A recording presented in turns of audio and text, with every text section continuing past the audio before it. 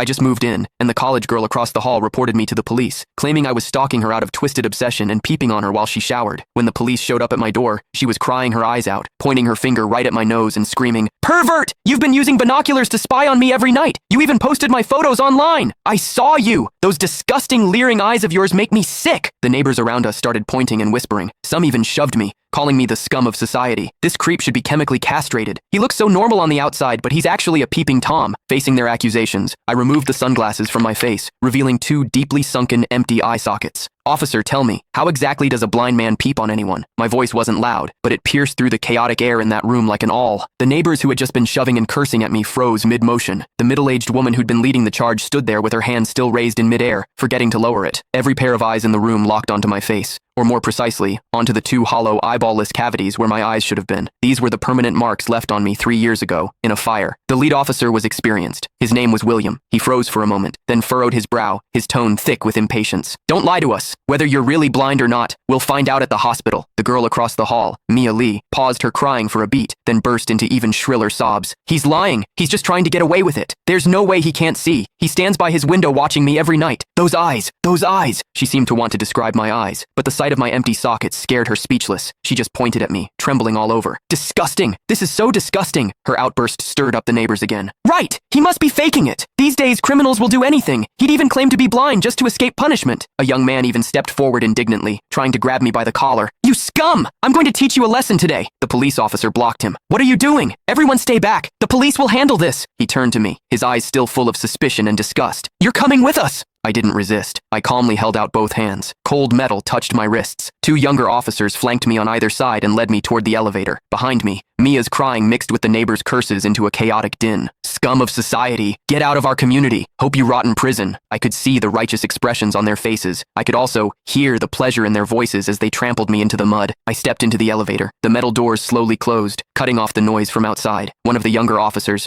probably new to the job, couldn't help but ask me quietly, Are you really blind?" I tugged at the corner of my mouth but didn't answer. The other officer patted his shoulder, signaling him to keep quiet. But I knew that in their minds, the scales had already tipped completely in favor of that tearful young girl. After all, it was a young, pretty, pitiful college student on one side, and on the other, a suspicious man living alone, wearing sunglasses. In their eyes, it was crystal clear who was the victim and who was the perpetrator. What they didn't know was this. Sometimes, what the eyes see is the biggest lie of all. And I, a blind man, had seen something that none of them had. For instance, when Mia accused me, her heartbeat was steady, without a single ripple of genuine emotion. The interrogation room at the police station was harshly lit by fluorescent lights, and the air smelled faintly of mildew. I sat on a cold metal chair. Across from me were William and a female officer. Click the link in my bio to get the full story for free.